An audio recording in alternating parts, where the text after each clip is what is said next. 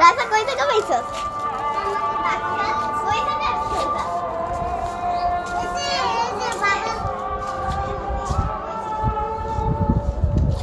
রাইসা কোথা থেকে পেয়েছো ঘড়িটা? এই যে বাবা ওই যে নিচে পড়েছিল না এই জন্য বাবা দিয়েছে। দিয়েছে। একটু উড়াও তো ঘড়িটা, একটু উড়াও তো। দেখি আমি একটু উড়াই।